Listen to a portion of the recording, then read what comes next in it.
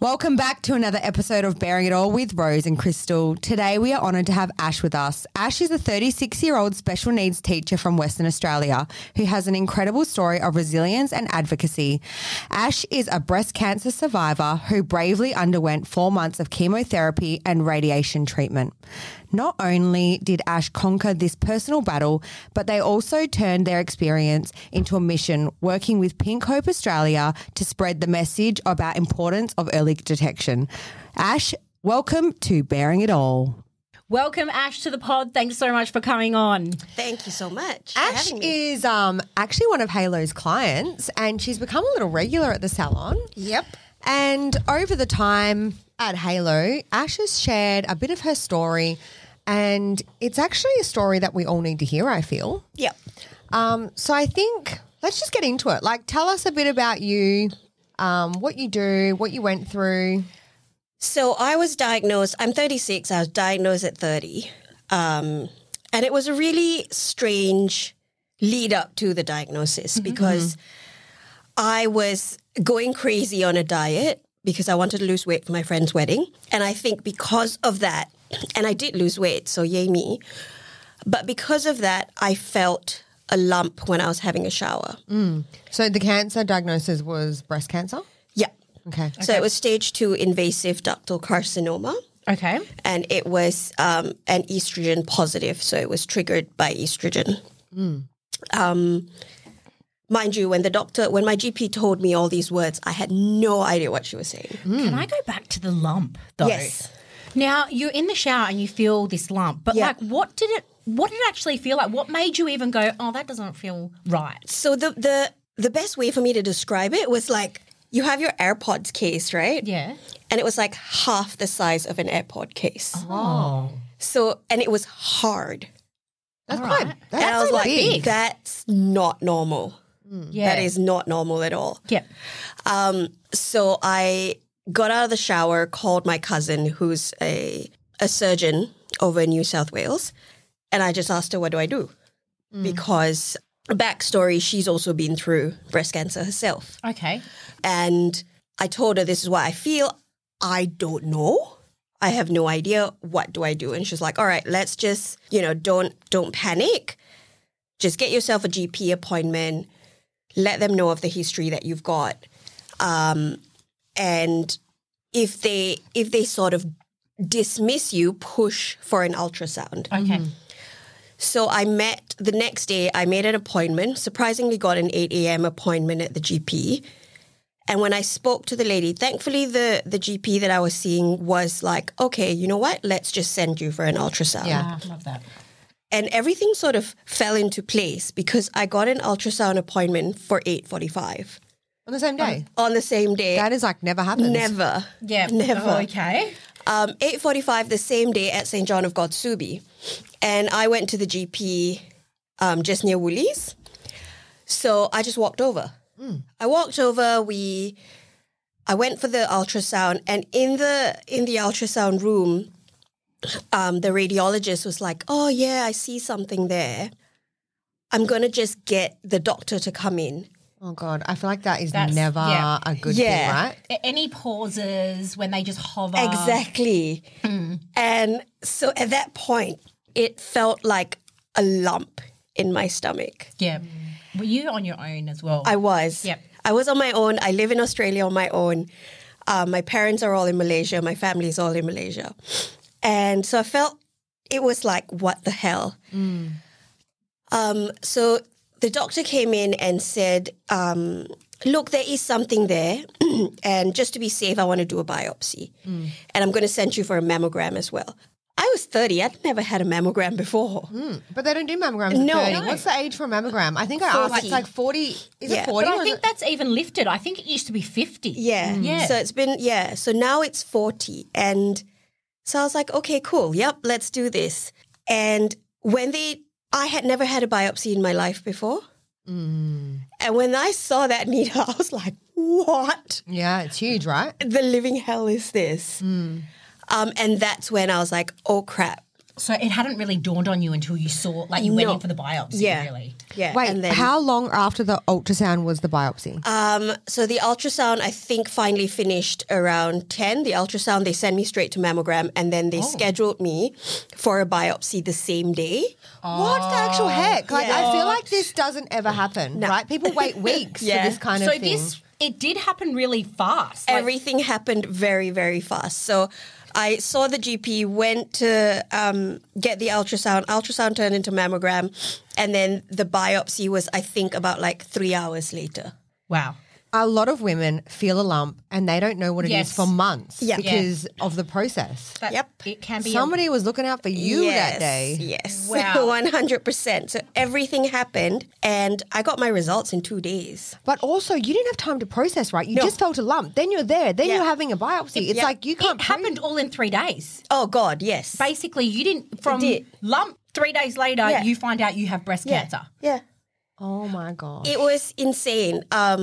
So that day I had all the appointments, one of like the scans one after another. I got home and then I was talking to my mom and dad on FaceTime and my mom was like, nah, that's it, we're just coming. So my parents, my sister, my brother-in-law and my cousin flew over the next morning. Oh, wow. They were there the next morning, which was good. So that was, I had all the scans on the Wednesday. Mm-hmm.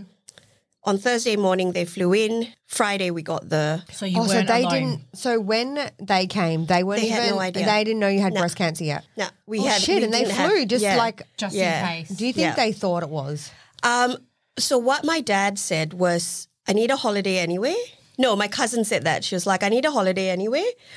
So if it's not, we'll just go do stuff. Oh, okay. If it's not, it's a holiday. If it is, we're there for you. Oh, my gosh. That's beautiful. Yeah. So we did that, and then on Friday... Did you go in for your diagnosis? I did. There was a little kerfuffle that happened there, and when I look back on it now, I'm like, God damn it, I should have sued the place. But what happened was I called... So my appointment was meant to be for, I think, 2 p.m. Mm-hmm. I called at 12 p.m. to find out if my results were in yet.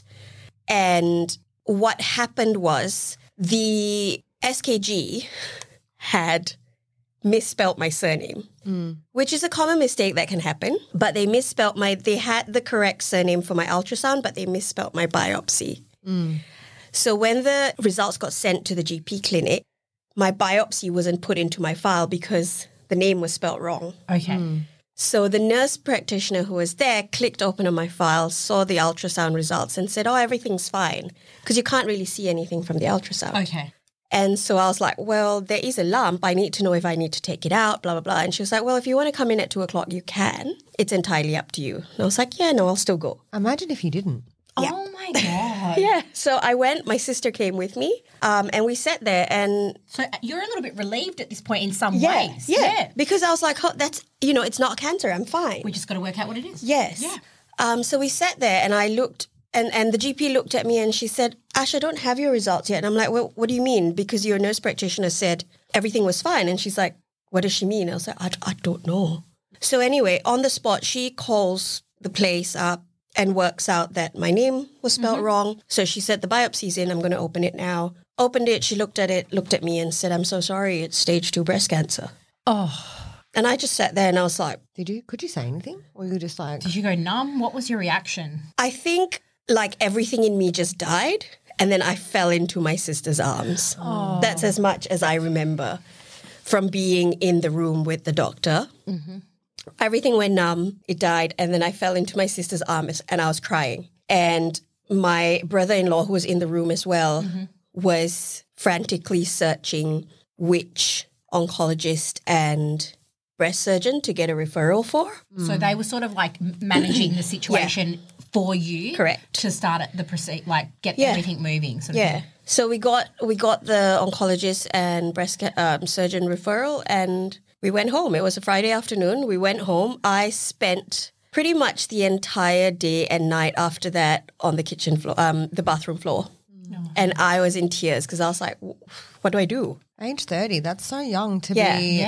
Given that kind of and that's diagnosis. Exactly what I was thinking. I was like, this is not possible. I'm 30. Yeah. Like who gets breast cancer at 30, man? Come on. Yeah, that's really And young. it's already at stage 2. Yeah, it was at stage 2 already. And I was like, this, no words. But the good thing is everything moved. I don't know if there's a good thing about cancer, but what I'm grateful for is that everything moved really quick. Yep. So I got an appointment with my breast surgeon for Monday morning. And you got the diagnosis on Friday? Yeah. Wow, you were lucky, man. Everything, yeah. Everything just was, Everything moved so quickly for me. So I went in, saw my breast surgeon. She's a bloody brilliant woman. She looked at me, she explained everything because all I knew was that it was stage 2 breast cancer at that point. I had they didn't tell me any specifics, nothing. My breast surgeon explained the whole thing to me. Okay. She drew little boobies, she put little signs, she drew arrows, told me exactly what it would look like, talked me through what we could do. What were your options, Ash, if you don't So mind? my options were, we were going to do a lumpectomy. Okay. And the other option was, so before the lumpectomy, I needed to do, erase that. It was a lumpectomy. That was the first option. So that's just pretty much removing the cancer the actual yeah. lump. Yeah.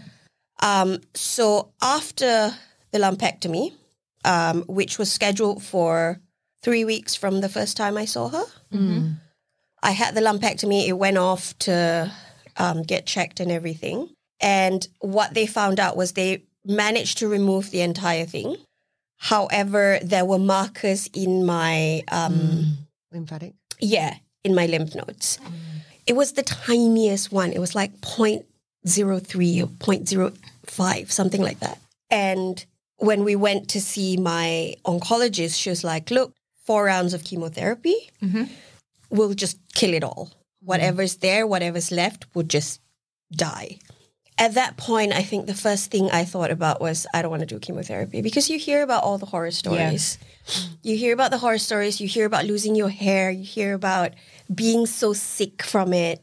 And I told my mom, I was like, I can't do this. I don't have it in me to put myself through that. But the option is, right, if you don't do chemotherapy, what happens? Can you die? Like what?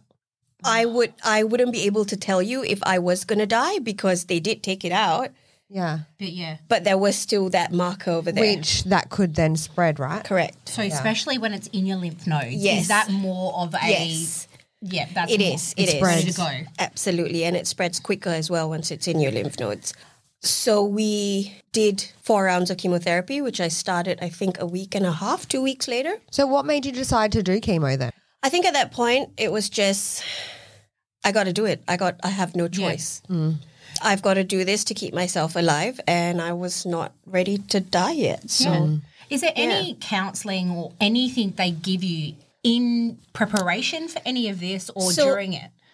I can't speak for the public system.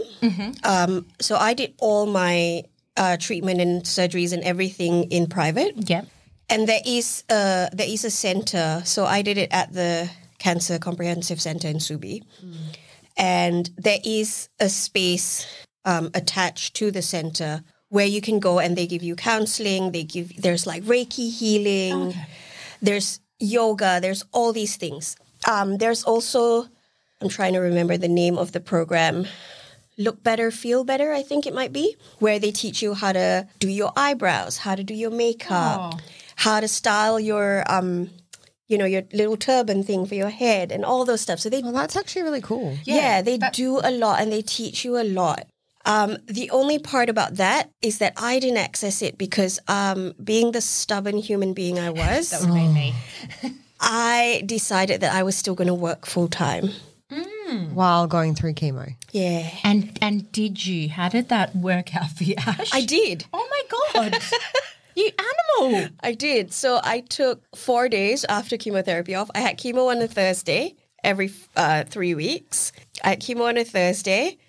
I'd take Friday and Monday off, and then I'd be back in school. And you were working with special Tuesday. needs. Yes. You're a special needs teacher full time. Correct. You are amazing. So what I told myself was that there are so many other people who do it. And I was like, if other people can do it, I can do it as well. Did you get like vomiting and stuff though? I was very nauseous, but I never threw up.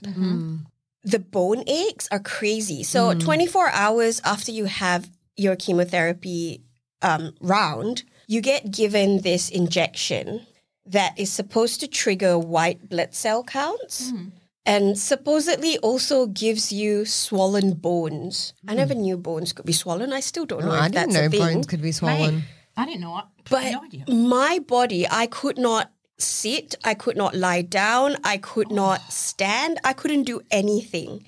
Like walking to the front door in my 2-bedroom apartment was taking my breath away. Whoa. Because it was so painful. Your bones were just aching. Yeah. Jesus. I could feel every single spring on my mattress. Wow. I swear I could feel it all. And then I decided, no, I'm chucking this mattress out. And I bought myself an Ecosa mattress. There you go, guys. Is it good? Yes. So if anyone's listening and want to know what those online mattresses are like, correct. Ash has the goods. I was like, that's it. This mattress is going to the bin. And I bought myself an Ecosa mattress, and it was the best thing I did for myself. Yeah. The best $700 and whatever dollars I spent that week. Ecosa, if you want to sponsor. Yes, Ecosa. I do need another king size mattress. Thank you very much. Moving forward from that, did you actually lose your hair? I know the answer to this, but I would love you to talk us through the process because it's not an easy thing. Like women, we love our hair. Yes. Crystal owns a salon that specialises in hair extensions. Correct. Another plug there, guys.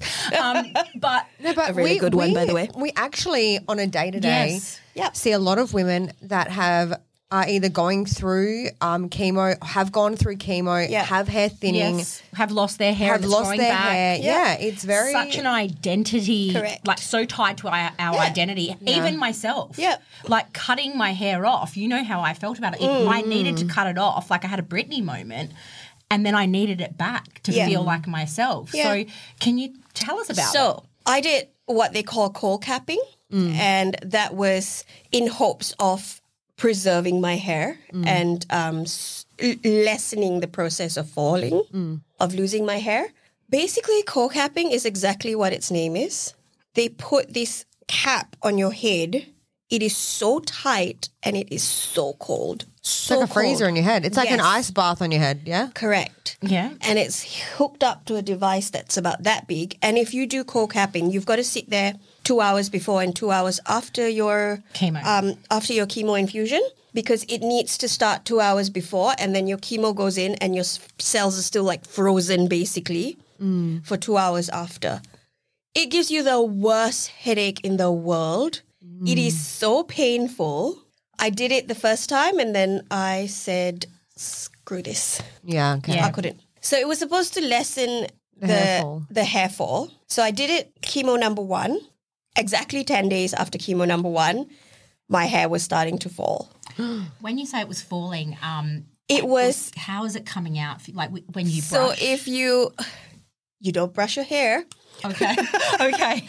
Because that'll make it come out more. Yeah, that's clumpy. So even if I were to just run my fingers through, I'd have a clump in my hand. It's clumpy. Yeah. So it was falling out in clumps. And I was like, okay, I wasn't ready to shave my hair just yet. Yeah. And so I think it was the 10th day at night. I was seeing a guy at that point, and he shaved my hair. Were you just a guy that you just started seeing? You were like, "Hey, shave my head." You asked him to shave your head? Well, I was really self-conscious about my hair falling, and so I didn't take off. I had a beanie on, and I didn't want to take my beanie off because I knew there would be hair inside. Oh. And he was like, "Why did I just shave it for you?" And I was like, "Oh my God, that is like a lot for a new guy to take on that responsibility of How long were you seeing this guy? I was seeing him for about approximately 5-6 months. Before or during? Just when? When you just when I was diagnosed, I was actually talking to him. I met him on Bumble. I was talking to him just before I got diagnosed, and we were supposed to meet up, and I said, look, I'm really sorry this has happened. Why did I say sorry? Yeah, I agree. I was like, you don't need to be sorry. But no, I didn't need to be sorry, but like at that point, you know? Yeah, exactly. And after my surgery, he started messaging me again and was like, I really want to see you. Oh, that's so nice. Can we please go out? Blah, blah, blah. And so we did. And he's just stuck around. Wait a minute. We need to just go back a little tiny bit because I remember this part of the story where you were dating a douchey. Is this Is this the douchey? This is said douchey. Oh, this is juicy. This Ash. is said narcissistic asshole. So hold a We minute. So need to this was your previous relationship. Yeah. Tell me the story. So he's stuck around, which when you think about it, you're like, why? You stuck around at the hardest part of my life. But he chose it too. Like he knew exactly what he knew was getting exactly into. what he was getting into. And then as soon as I finished active treatment, he left. Okay, before we get on with this story, because me and you have talked about this, I think it's so important that Ash talks about this because so many people assume that when you're going through cancer or something traumatic that you've got such a supportive network, you've got such a supportive husband or partner. And no one really talks about what if you don't? Like a lot of your family and friends were in Malaysia. Yep. You had a small network here in Perth, is that correct? And you've going out with a narcissist. Ash, please continue. Tell us. To be fair, I didn't know he was a you narcissist found at that point. The good part with me is that my mom came over and spent 3 months with me. That's good. So the plan was that she would spend the entire 3 months and then my dad, my sister, my brother-in-law, my cousins were all flying in and out from Malaysia. Okay, taking time. Amazing. So they were all in and out like every 3 weeks. Yep. So that there would always be someone to support mum with what she had because she was my main carer. That's a lot in itself. That is a lot. And you actually extremely lucky to have them because I know many people that I don't even know if somebody in my life would even fly for me. So, but that's why it's so important. Like, not everyone's got you had to have that family network doing all of that. Correct. But then having a newish relationship with someone that maybe didn't have the right intentions or it's a real please fill us in. It was very interesting because there was a point where most of my close friends had met him and I don't think any of my close friends liked him. Were they like Ash red flag? Yes. Oh God. But do you know there's actually a red flag? No. No one. We don't. I was too busy. There's actually people for my life. There's actually people out there though that they attach themselves to people who have illnesses. Correct. And it's like, I don't know what the name of it is. God complex. They want to save them. No, it's not even about saving. It's the attention that they get from my partner is ill. My partner has cancer. It's that it's like poor me something. Almost. Yeah, it's actually a thing. Like there's actually parents that have got it from their child. Yeah. Like So that was that. It was when everything ended, it was heartbreaking and I was severely broken. But now when I look back at it, I just tell myself like, look, it was a bullet, a massive bullet that I dodged. Yeah.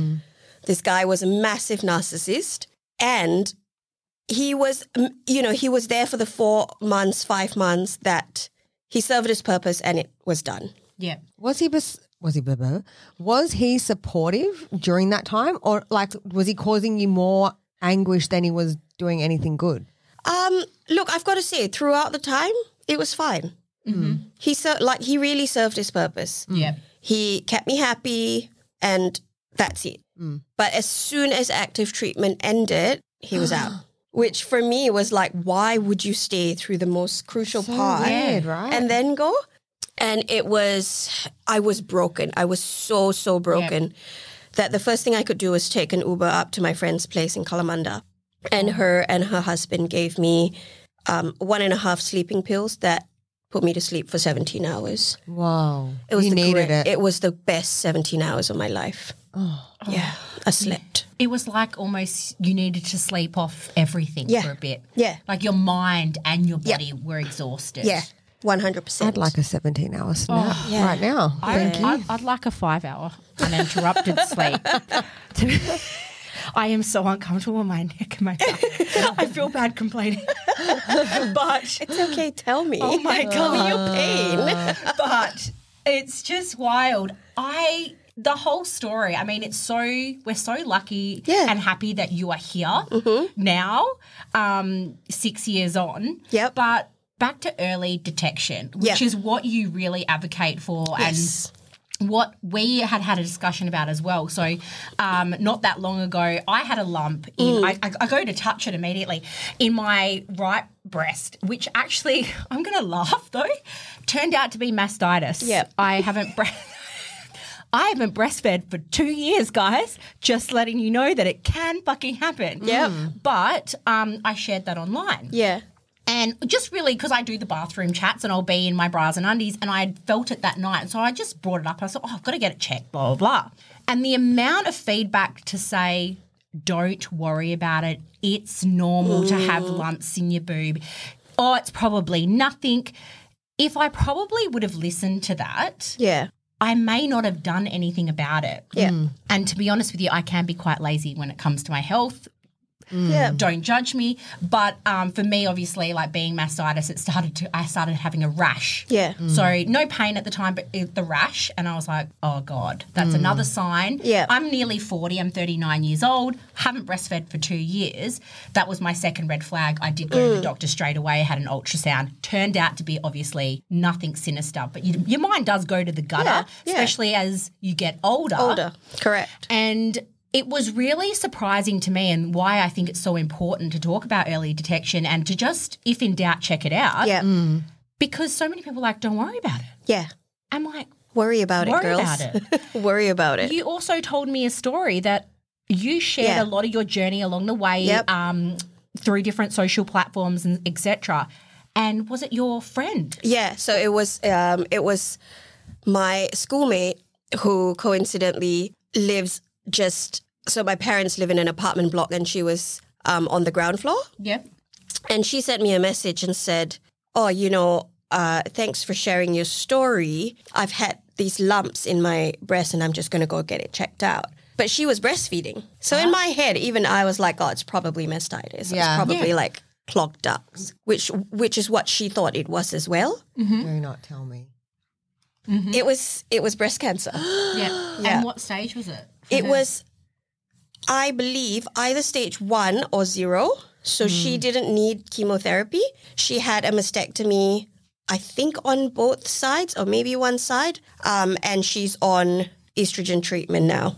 Okay. So are you on any treatments? I am. So I take, because the cancer was estrogen positive, which means it was triggered by all the estrogen in my body, I am on what they call tamoxifen. So I used to be on anastrozole and Zoladex. Zoladex is a monthly injection to sort of preserve your ovaries and stop the activity.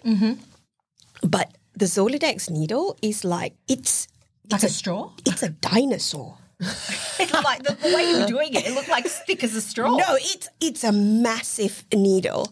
So what does that do? Suppress your estrogen a bit? It suppresses your ovaries. Oh, So the anastrozole suppresses your estrogen production from everywhere else in your body, okay. and the Zoladex suppresses the ovaries. So that makes you not be able to fall pregnant? Correct. Okay. Yeah. Okay, so Correct. what if you want to become pregnant? Like, do you want to have a family eventually? I do. So fast forward all these years, I met the most amazing man. We do want to hear about him. Yes. So Who was too short for you, apparently, Ash. And by the way, love if you, you, baby. if you can't see Ash, she's not exactly a tall woman. I'm like 4'9". So realistically, Rocket. any man would be taller than you. than me. But continue. Tell us about your amazing partner. So we met on Hinge. It was really funny, but I had to go in for a septoplasty and sinus surgery because my sinuses was so fucked. And then I was in the hospital, and because it was COVID, you couldn't have any visitors. And so I was like, oh, screw it, I'm going to like download Hinge. Okay. At that point, Hospital boredom. at that point, I was off man because I was like, screw y'all. So I downloaded Hinge, and And then I got a message from this guy and I was like, oh yeah, I was also very, very high on like and I started messaging him and then I just didn't think anything of it. And the next day he texted me again. And then a week later we were still texting and he was on site because he's a FIFO person. And I thought, nah, like I bet you this guy isn't real. So I actually suggested that we had a FaceTime call because I needed to know that he wasn't a robot. That Ash wasn't being catfished. I FaceTimed with him. Have you ever had a septoplasty surgery before for your sinuses? No, I need to have it done, but So you get you've got this bandage on your nose. Oh, no, you didn't. and you suggested a FaceTime. And it's attached to your face and there's blood coming out. And you FaceTimed him that Were you day. still high? No, was I? You were sane. I was very sane. But then he answered the phone and I was like, oh, great, you're not a robot. Did he ask what the hell's happened to your face? He knew that I had the surgery. But then after that, he was having an extended swing, which is why everything was I was like, oh, would you like to go off coffee? And he's like, oh, I'm having an extended swing. I was like, sure you are. This guy is a robot. Oh, yeah. But then after that, we started talking more. And my friends laugh. They crack up at this. And we talked about it on the weekend as well. But after you have a septoplasty surgery, you have to rinse your sinuses every 4 hours. Oh. And the gunk that comes out of your nose, it's like I don't even know how. Maybe to don't discuss it. I got a weak stomach. Well, I took a photo and sent it to him. What? What? I would gag. You know what, though? Immediate At gag. this point, Ash is like, I've been through the worst I could ever be. Like, if this guy can't handle me, then what's the worst that could happen? I sent him a photo and I was like, hey, look, what should I name this guy? You sent him a photo of a booger, basically. Yeah, it wasn't just a booger. It was disgusting. Weak stomach. All right, well, I'll stop there. So anyway, this is when I was like, all right, this guy's actually quite funny because he hasn't stopped talking to me, right? Were you trying to push him away? If somebody sent me their snot, I would run for the hills. It's like the first week and the first time you ever see this woman, she's wearing a nose plaster around her ears. Hilarious. And the thing is as well, Ash told me as well while we were just sitting at the salon, you had even put on your profile. Yeah, it was on my profile that I was a breast cancer survivor. Because she didn't want to make things awkward. Yeah. Because that's another thing you don't You didn't think want of. to bring it up to people. Yeah, and it was one of my really good friends at work because I was talking to her and I was like, Kaz, what am I supposed to do? At what point do I bring it up with a person? At the first date, at the fourth date? Yeah. And she was like, why don't you just put it on your profile? Then just get it out then there. it's there. It's I think clear. that's really it's just freeing, isn't it? Was there a photo of you bald? On Daily Mail, yes. Daily Mail did a whole thing. Daily Mail did. Well, I also want to share a photo of Ash bald. She's actually the cutest egg you've ever seen. Oh my God, I had such an egghead. It was so smooth. Yes, it was. Yeah, it was insane because everything falls off, even the tiniest bit. Yeah, You lose your eyebrows and your eyelashes? Yes, you do. Oh my God, I was trying to hold on to my eyelashes and then when the last one fell, I was like... You're like, I'm going to fucking make a wish on that. So my eyebrows, I lost most of it, but the best advice that I got that I would that I pass on to anyone who speaks to me who has gone through breast cancer or is going through chemotherapy is go get your eyebrows tattooed. Oh, before they come out because then they got the shape. Yeah. Question, asking for a friend. Does your chin hair and lip hair fall out? Everything. Wait, even Everything. your Oh, jibby? yes. Oh, Even your Everything. Everything. She was naked. I mean, I can't say. Oh. you were bald. I was proper bald. Yeah, because you shave and you miss parts. She was actually like a dolphin. Correct. Silky. If that was not perks of the head, but Yeah. yeah. Everything. it.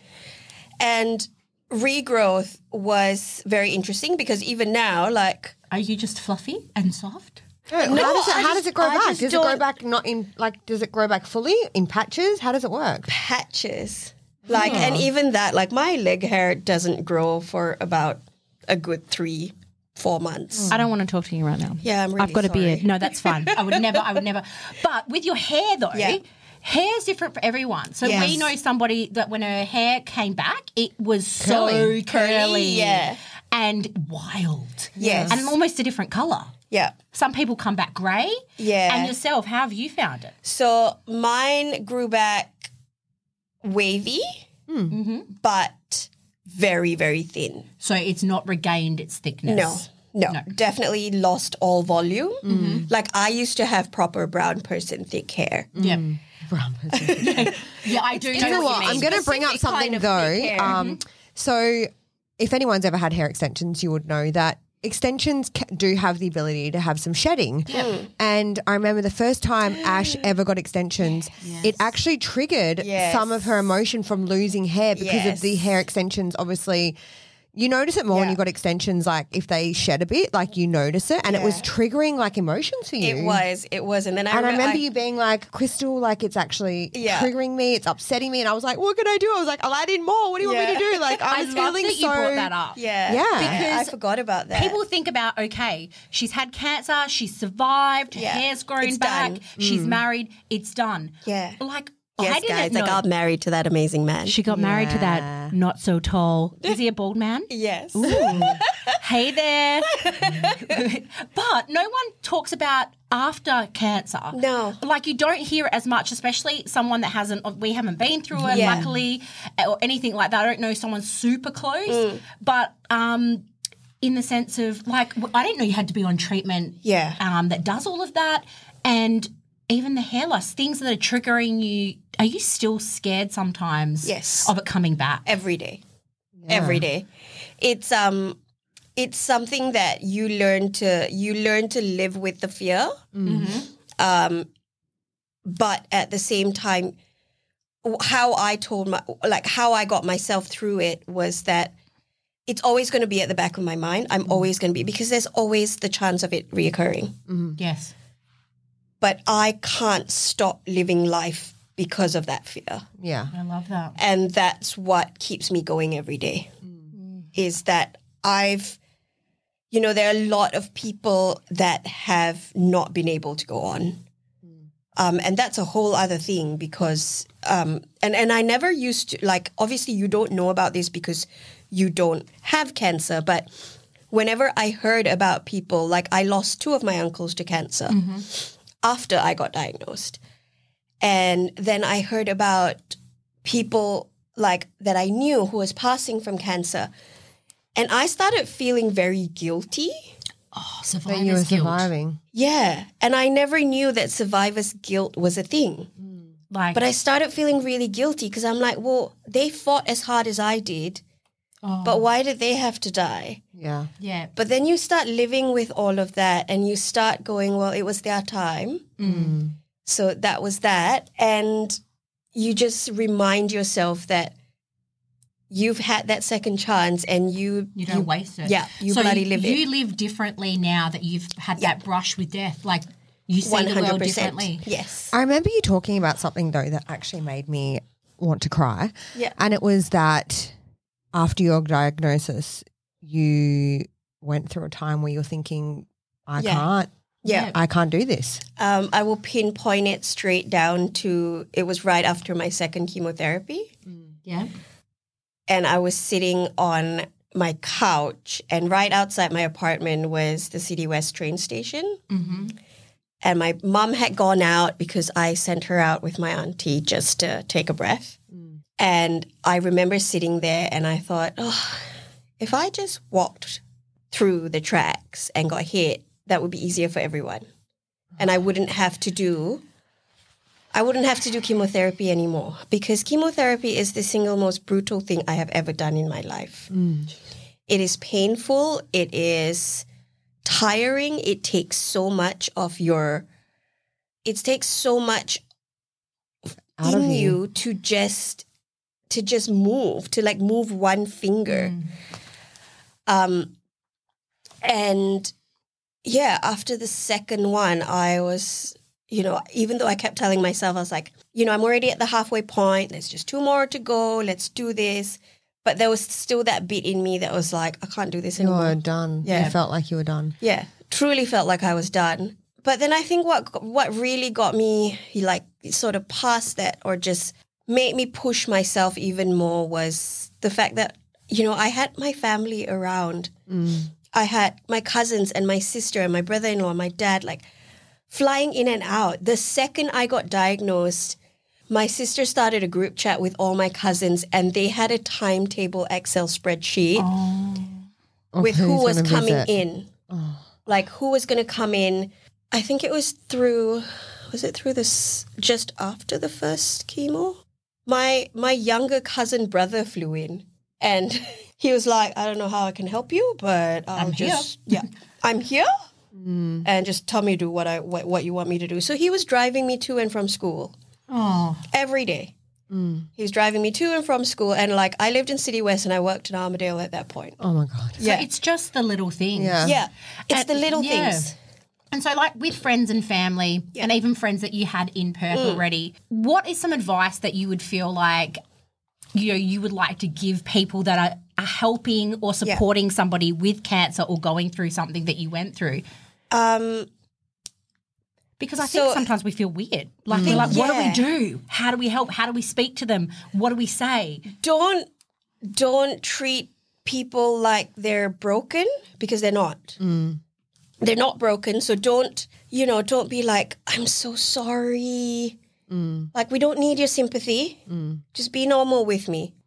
Be normal, be as normal as possible.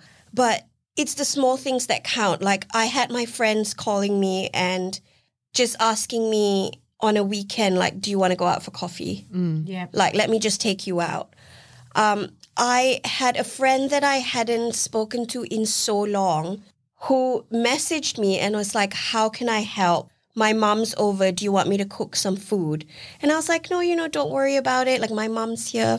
And she actually cooked, I think it was maybe 3 dishes and just dropped it off at the house. Maybe not asking and just doing. Just do it. And it's a lot also for the person who's caring for the sick person because it was a lot for my mum. So with the place in the Cancer Comprehensive Centre that offers all the support, it also extends to the family members that are caring for them. And so mum was going in for counselling. Oh, that's so good. Yeah, mum went in for I think 3 sessions of counselling and that was good for her because she needed to talk to someone. Yeah. Because I cannot imagine having to support your daughter through something like that. Oh, yeah, that like just the gives two, me... Yeah, the two of you are mums. I have no idea how that would feel. I think you'd prefer it was fear you. of losing a child anyways, regardless, but to obviously cancer as well. Yeah. It's hard, it's traumatizing and heartbreaking and I love that there's those services out there that you've said that. There's heaps. Cancer Council offers so much. That's so good to know. Yeah. So I had a question before and I didn't ask, but you mentioned that you went through everything privately. Yeah. If you went through the system publicly, is the wait time like humongous for it? And do you get seen? Like, do you just die from cancer because you don't get seen? Like, what is that? Or you don't really know? I don't actually know, to be honest. Yeah. I wouldn't be able to tell you. But what I found was that sitting at a private clinic, like at the Ivy Suite at the Cancer Comprehensive Centre, I remember looking around and there were no young people around me. Everyone was old. Yeah. Everyone was older. And I sat there thinking, what the hell, man? Yeah. How did I get this so early and there's no one else around me? So I actually asked one of the nurses there, and bless her, she had a really good conversation with me. And she actually told me, Ash, the reason why you don't see that many is that because most people your age don't have such extensive cover that covers like cancer treatments and everything. Like, people probably can't afford it. Correct. And so it's not that you're the only person who at this age, but they're not going through private. They're not going through a lot of private. younger people would be going through the public system, not even thinking. Because when I was from maybe 20 to 30, my insurance probably wasn't that high. Yeah, you just get the twin share because like me and Craig were together and when we just plodding along. Yeah. And then, so you don't But we have this same issue with like we spoke about this on a recent podcast about like psychology sessions being so expensive. It's the same thing with like this kind of thing, like when you're needing treatment. Correct. The actual financial amount you may not be able to cover. Yeah. The only reason why I have always had an excess cover, like an extra cover, is because I started in Australia as an international student. Yep. And when I registered with Medibank, you have to have a certain amount of cover, blah, blah, blah. And throughout my life in Malaysia, I've always had health insurance, private healthcare. That is something that's really big for my dad. You have to have private healthcare. Yeah. So when I sent him the little list, when I moved over from being on a student visa to a permanent resident visa, I was like, which one am I going for? And he picked. So I had nothing to do. That's lucky, right? Yeah. So dad had picked what I was going to take. And I'm lucky. Yeah. I'm lucky that, everything fell into place in that sense. Because I do wonder like what is the wait time if you were to go public? Yeah. The public system. Yeah. I don't think that obviously if it was serious, they're going to, let anything happen to anyone. I just but I'm know my assuming- mum's friend during COVID time, she actually died from bowel cancer because they weren't doing any surgeries or she non-elective. couldn't do any testing. Like there was just, it got delayed. And then next minute she passed away. And it was, I know during COVID time, but I always think now about what about people who can't afford these kind of services? Yeah. And I often think about just people not getting things checked. Like it doesn't matter what doesn't matter about what cancer, what, whatever it is. Niggle it is. Yeah. Like if you're not sure, if in doubt, check it out. Yeah. And I think like even having been after I had eczema, I ended up with an infection that I nearly went septic. That's another day, another story for another day. But I got told, oh, yeah, no worries, you can go to your trip in Kalbarri, and I reckon I nearly had to be airlifted back to Perth. So and I had been pushing for weeks and weeks with the doctor. You knew something was wrong. I went to 3 different doctors who were saying, oh, you're just stressed, not feeling well because you're a new mum. And there's just things like that. Like if you got a gut feeling that something's not right, check it out. If you aren't happy with what a doctor's saying, you can go for a second opinion. Even if you're young, listen to what Ash is saying here. Excuse me. That is all good. Push. It's your body, so you know that something's not right. Yeah. And push for. You need to advocate for your own self. But I feel like as a woman anyways, any kind of lump, like I understand that a lot of us have like, lumpy breasts. What did they tell me? That I had like fatty Fatty breasts. I had a lump and I think I poked it too much that I made it sore. And then I was like, but it's sore. And she's like, but have you been poking it? And I was like, yeah. But anyways, I think like any kind of lump, you should, like if you're feeling unsure about it, go and get it checked. But at least you checked it and someone could like go, you know what? No, that's normal. It's not normal. But if you're just going to leave it there, like that's actually risking your life. So definitely. It's anything in general. Yeah. I feel like definitely as women we push everything aside. We got we're other like, things to do. I'm working. I busy. don't have time. Can't get a day off or whatever. We do definitely need to prioritize ourselves. And the amount of people I've said, like, have you had that mole checked? And they're like, no. And I'm like, that looks A little bit festy. That looks like it needs to be checked. It's just getting into a mole scan clinic and then getting unchanged and letting one scan your body and just all of the things. Like we just need to prioritize ourselves. Your health is everything, and without it, you've got nothing. Yeah. So it is worth getting it checked. And I always say yes, feel it on the first. Yes. But you know what? Feel it every night. Feel it. All the time. Feel man. it whenever you're in the shower. Get someone else to feel them. Yeah. Anything. Get your new partner, husband, to give cop a feel. They're not going to say no. No, they'll never say no. I'll be like, do you just want to I check? don't know they'll be looking properly for the right thing though. Do you just want to check my breasts? Ash, do you want to leave us with any parting advice that you could give to survivors, getting diagnosed early, anything to impart your wisdom? I think the only thing that I can and that I want to say is early detection changes everything. It's key. If something is not right, get yourself checked. You are the only person who will know if something's not right. Yep. No one else can feel it for you. And if you are about to start your journey with chemotherapy, I will not lie, it is going to be the single most horrific thing you will ever do, but you will come out on the other side. Mm-hmm. You might lose your hair, you might not. If you know, because usually the oncologist will tell you if you're about to lose your hair or not, if the drug will make you lose your hair, go get your eyebrows tattooed, guys and ladies. Yeah. Everybody. Actually, Don't everyone. walk around without eyebrows. It's a bit scary. But you never got to that point, right? You tattooed before. She tattooed. Yeah, I tattooed right after my first chemotherapy. Yeah. And they look I great, feel like by the way. I would do that too. Because I didn't know how to draw my own Eyebrows on. Yeah. And take up the services. They sound like there's some amazing services. Yeah. And obviously all these services would be available in all the different states. Correct. All the different states. And Cancer Council has so much. Yep. They've got counselling sessions. They've got the Look Good, Feel Good. I'm pretty sure it's through Cancer Council as well. They do so much work with patients and with families as well.